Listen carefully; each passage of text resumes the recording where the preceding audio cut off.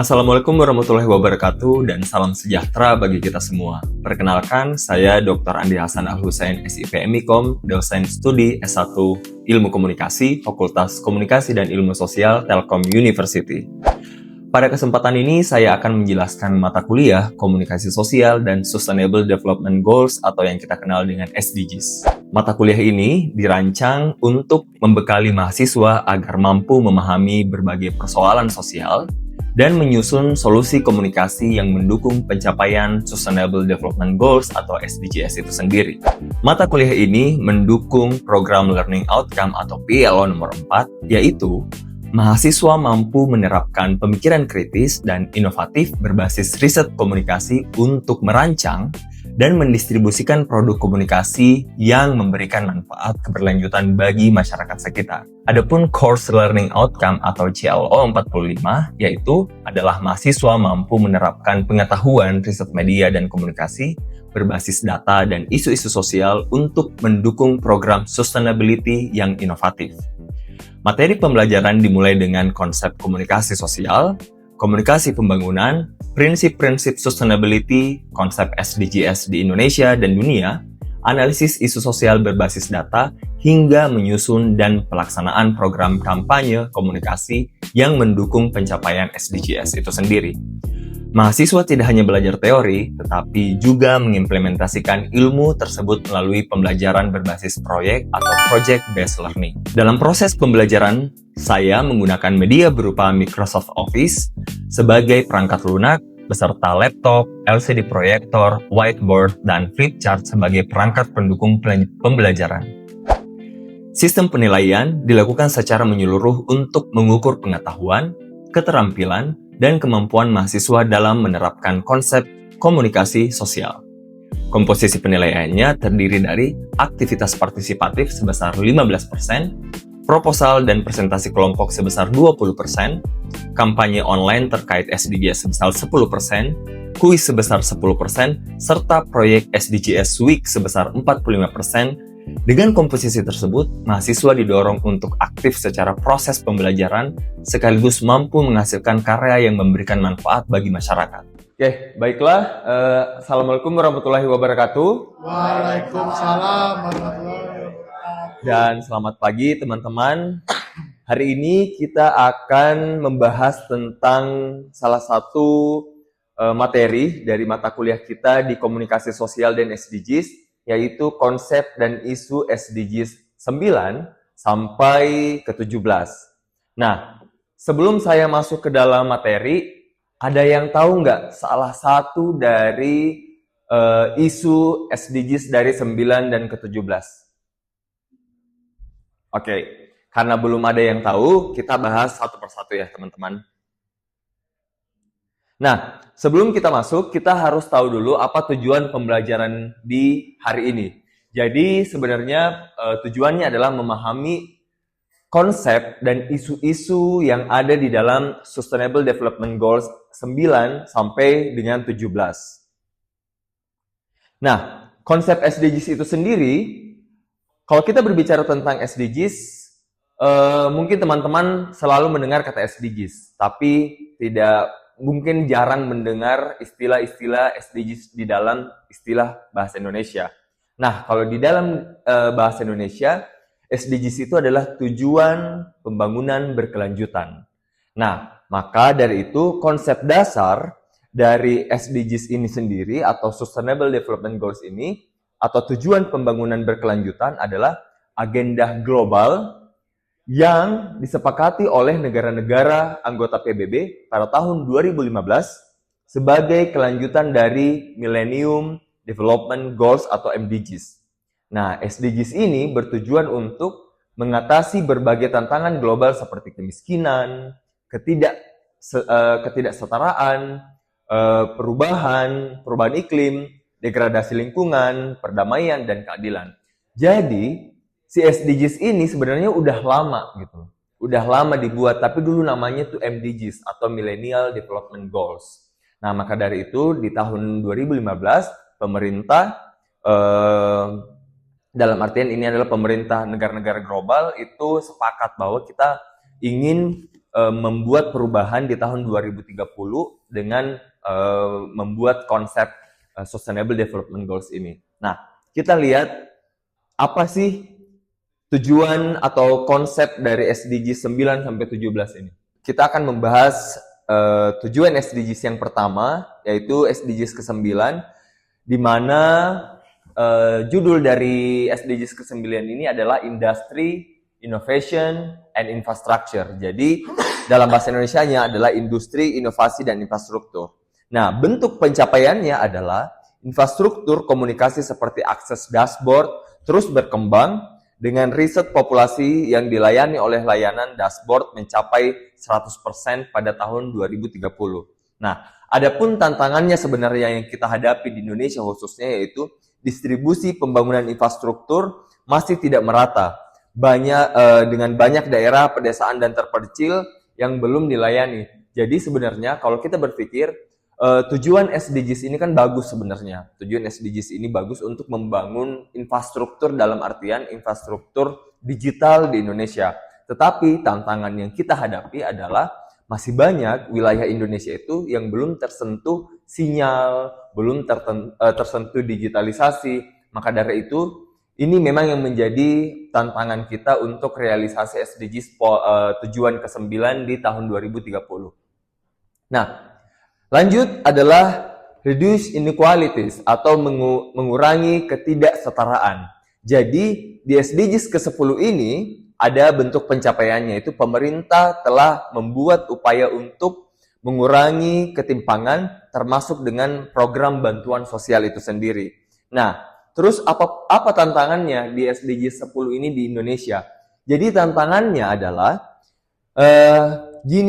koefisien Indonesia masih sangat tinggi. Jadi dengan ketimpangan pendapatan yang terus meningkat sejak tahun 2000. Nah, kalau kita lihat di SDGs ke-10 ini, ada yang ingin bertanya nggak? Oke, boleh, silahkan. Oke Pak, izin memperkenalkan diri dulu. Kan nama aku Panji Nasalah. Izin bertanya Pak, bagaimana sih Pak pemerintah Indonesia itu cara mengurangi dalam kesenjangan apapun gitu Pak? Oke, nah kalau kita lihat tentang mengurangi ketidaksetaraan. Nah, tadi kan beberapa pencapaian itu atau salah satu pencapaian pemerintah adalah memberikan program bantuan sosial.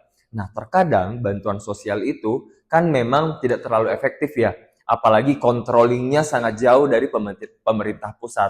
Nah, jadi sebenarnya memang harus ada platform yang kita buat di Indonesia yang dimana itu bisa mengkontrol bagaimana distribusi dana bantuan sosial itu bisa sampai ke orang yang membutuhkan. Nah, yang kedua sebenarnya yang paling yang paling krusial di Indonesia adalah tentang disabilitas sebenarnya. Jadi kayak bagaimana upaya pemerintah dalam mengurangi ketidaksetaraan buat teman-teman disabilitas, yaitu sebenarnya masih kurang. Karena apa? Karena masih banyaknya fasilitas infrastruktur yang belum bisa digunakan oleh teman-teman disabilitas. Terus bagaimana sebenarnya informasi-informasi yang disebarkan oleh pemerintah itu belum sampai sebenarnya ke teman-teman disabilitas sehingga mereka tidak bisa gitu loh mendapatkan apa yang menjadi haknya gitu kan. Oke. Kita lanjut ke SDGs ke-11. Nah, di sini di SDGs ke-11 ada Sustainable Cities and Communities atau kota dan komunitas berkelanjutan. Di mana bentuk pencapaiannya adalah urbanisasi dan pertumbuhan ekonomi di daerah perkotaan itu meningkat. Banyak kota yang sedang merencanakan pembangunan berkelanjutan. Tetapi ada bentuk tantangannya, teman-teman. Tantangannya adalah tingkat urbanisasi yang cepat meningkat tekanan pada infrastruktur, perumahan dan lingkungan di kota-kota besar. Nah, jadi kalau kita lihat tuh Jakarta itu sudah padat banget gitu kan. Jakarta sudah padat banget karena adanya urbanisasi. Nah, karena apa? Karena pemerintah tidak bisa mengkontrol laju urbanisasi yang ada di daerah-daerah atau di kota-kota besar. Sehingga banyak misalnya perubahan-perubahan yang tidak layak huni itu bermunculan di kota-kota besar sehingga tidak menjadi lingkungan yang tidak sehat ataupun misalnya menciptakan lingkungan yang tidak aman dan sebagainya. Nah, ini yang menjadi tantangan untuk SDGs tujuan ke-11 ini. Nah, kita lanjut ke SDGs ke-12. Nah, ini mungkin teman-teman pernah dengar nih. Jadi, responsible consumption and production. Jadi, konsumsi dan produksi yang bertanggung jawab.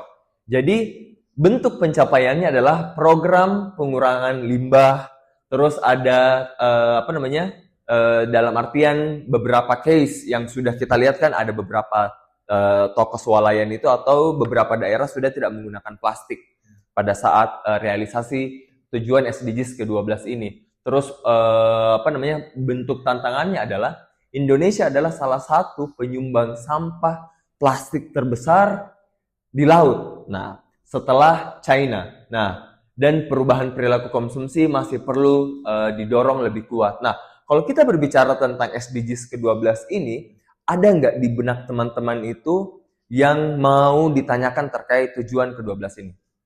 Oke, boleh silakan Jihan. Kalau dari saya, Pak, saya ingin bertanya, kan sekarang lagi maraknya tentang media sosial ya, Pak. Nah, bagaimana nih, Pak, peran kita sebagai orang komunikasi atau orang yang belajar ilmu komunikasi dalam mengurangi budaya konsumtif ini? Apalagi kan sekarang sedang banyak dipengaruhi oleh media sosial, Pak. Oke, pertanyaan yang bagus. Kita tepuk tangan dulu buat Jihan. Oke, nah kalau kita berbicara tentang bagaimana sebenarnya peran komunikasi dalam mengatur overconsumption yang dimana itu dipengaruhi oleh media sosial.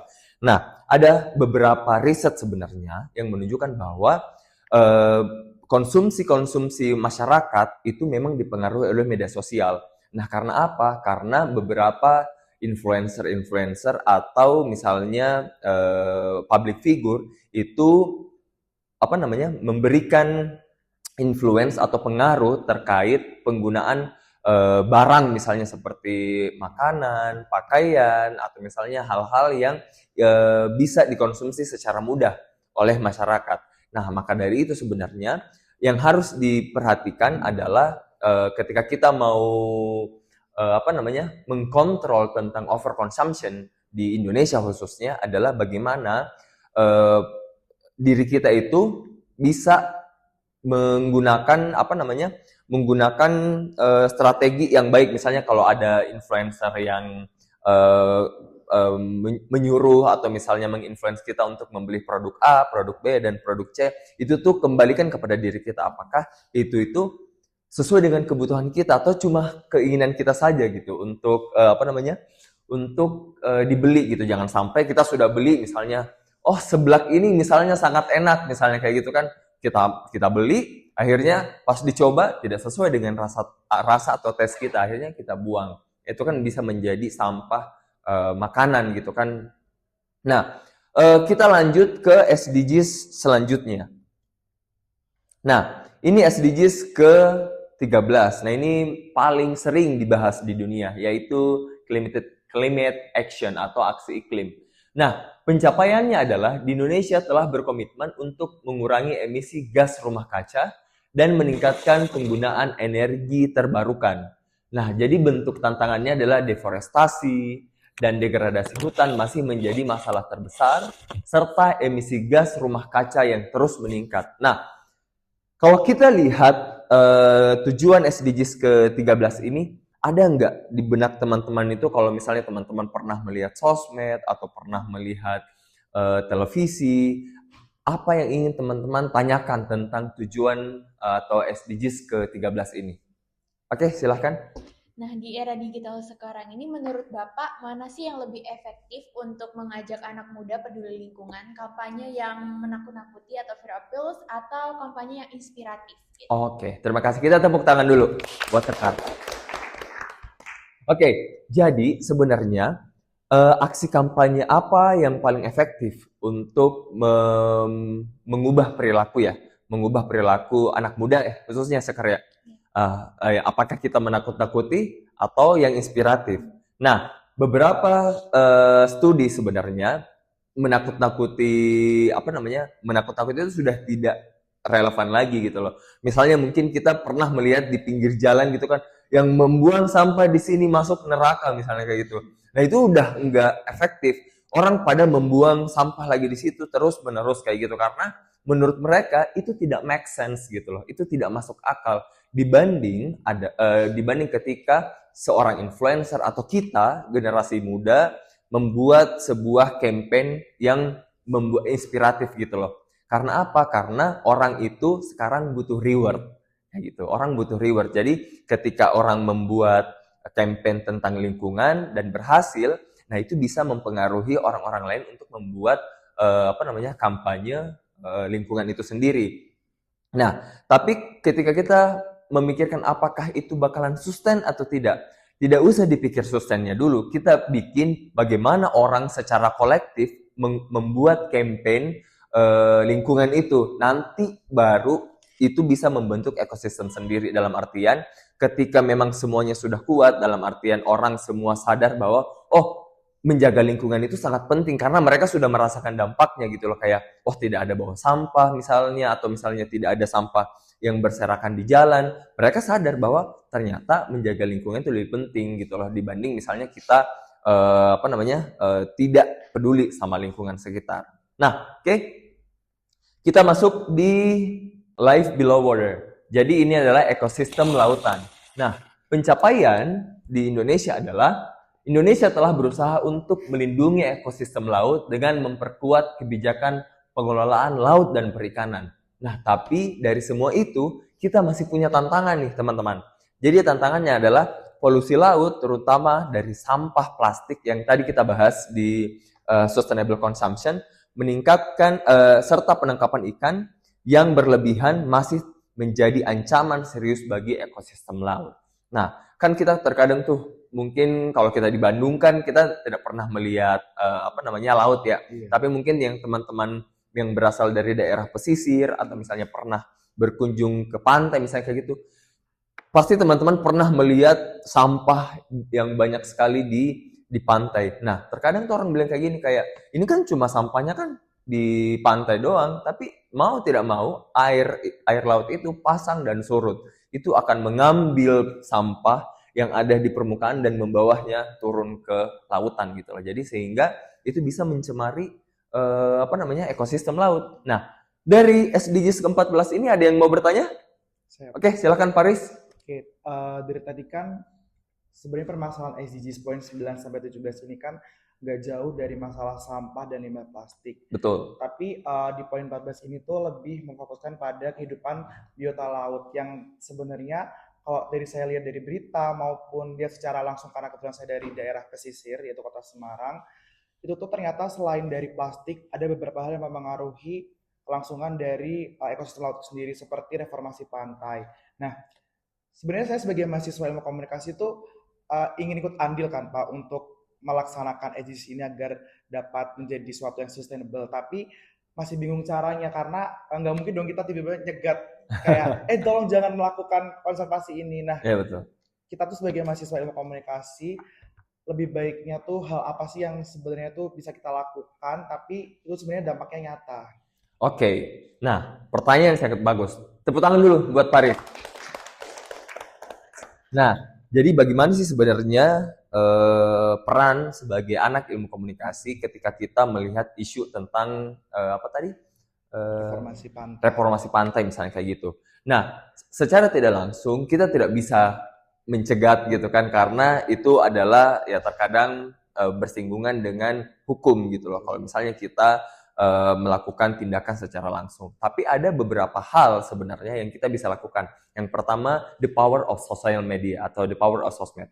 Nah, kita bisa melakukan kampanye atau campaign-campaign tentang misalnya nih, apa yang terjadi di daerah pesisir ketika terjadi reformasi pantai misalnya kayak gitu.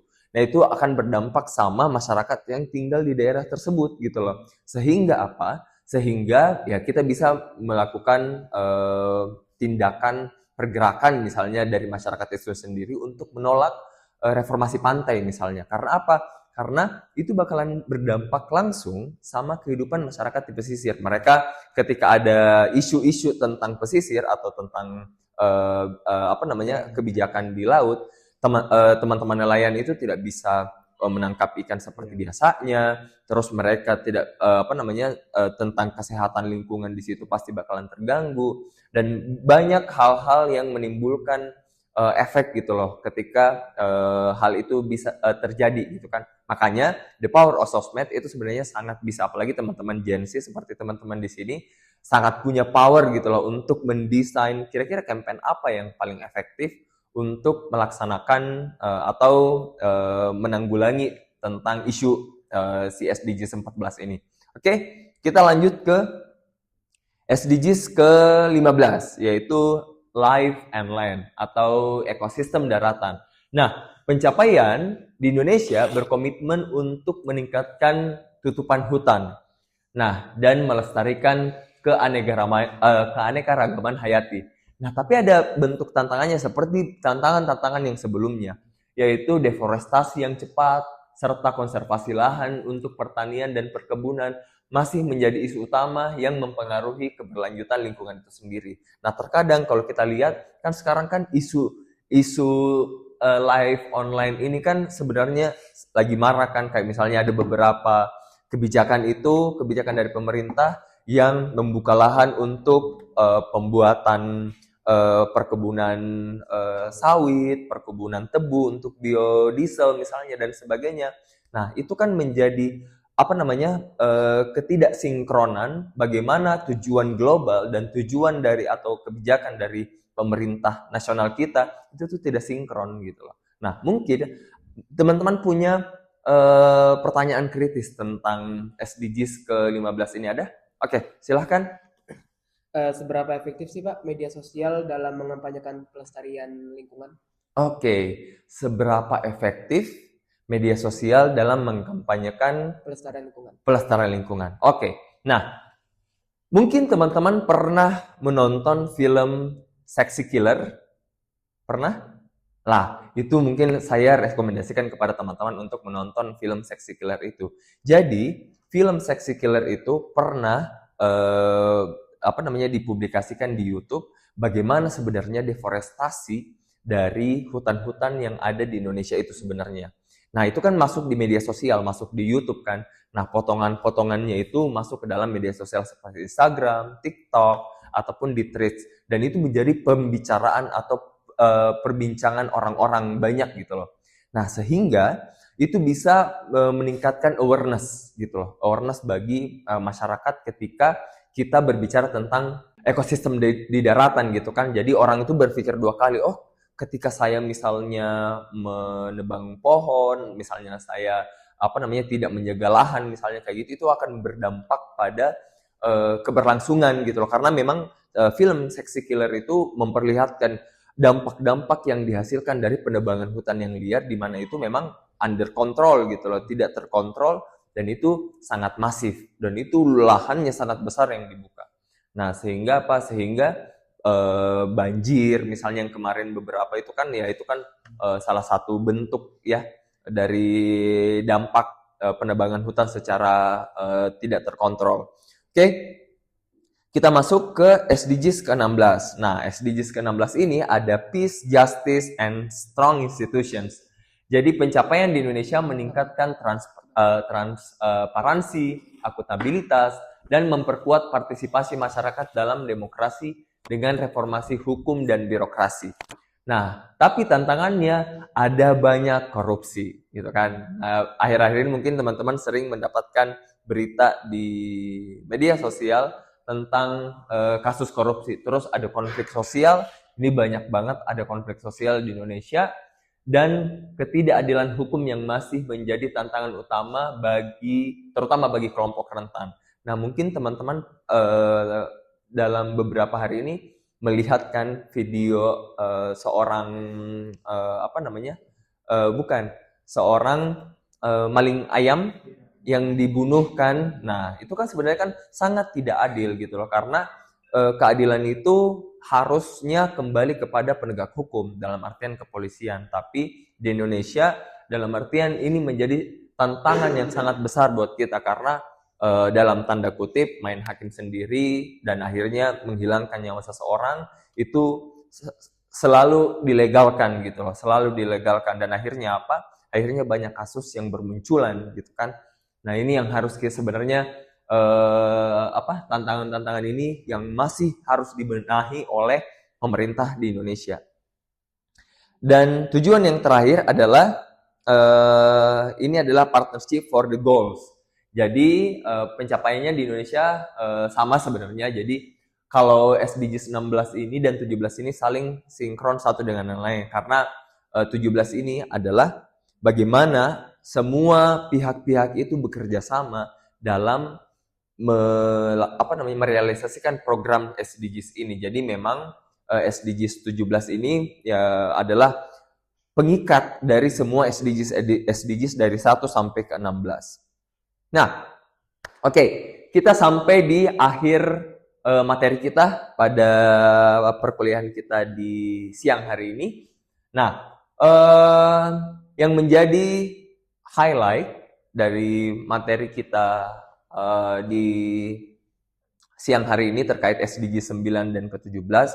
Jadi ada sebenarnya beberapa keberhasilan yang sudah dilakukan sama pemerintah gitu loh. Tapi di satu sisi masih banyak sebenarnya tantangan yang menjadi PR pemerintah di Indonesia khususnya untuk menciptakan kehidupan bumi yang lebih layak. Karena memang SDGs itu adalah kita menciptakan bumi yang layak buat kita. Tapi bukan kita juga, bagaimana nanti ketika anak cucu kita hidup gitu loh. Apakah mereka akan hidup dengan sampah? Apakah mereka hidup dengan konflik di mana-mana? Apakah mereka sudah tidak bisa melihat indahnya pegunungan, apa dan sebagainya? Nah, itu yang kita sebenarnya kontrol dari SDGs ini. Nah, makanya peran kita sebagai orang komunikasi, nah kita memang tidak bisa berbuat banyak. Tetapi bagaimana ilmu yang kita dapatkan dalam artian seperti sosial media, terus bagaimana kajian-kajian pengaruh misalnya dalam artian bagaimana membuat campaign dan bisa berpengaruh ke masyarakat, itu yang kita bisa lakukan gitu loh untuk masyarakat. Nah, mungkin untuk pertemuan hari ini teman-teman bisa mengisi kuis di dalam LMS. Bisa dicek dulu untuk di pertemuan yang sekarang. Teman-teman silahkan isi kuisnya, terus nanti lihat diskusinya. Teman-teman bisa berdiskusi di dalam terkait materi kita SDGs ke-9 dan sampai ke-17 ini. Baiklah, itu saja mungkin teman-teman yang bisa saya paparkan dan bisa kita diskusikan pada siang hari ini, dan selamat siang. Waalaikumsalam. Terima kasih, Pak.